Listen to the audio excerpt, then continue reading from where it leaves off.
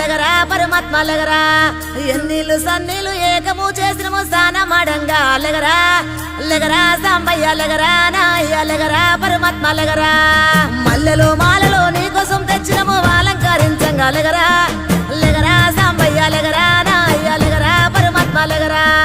మా తల్లి పార్వతి వచ్చి ఉన్నది నాట్యమాడంగా లగరా లగరా సాంబయ్య లగరా నాయ్య లగరా పరమాత్మ లగరా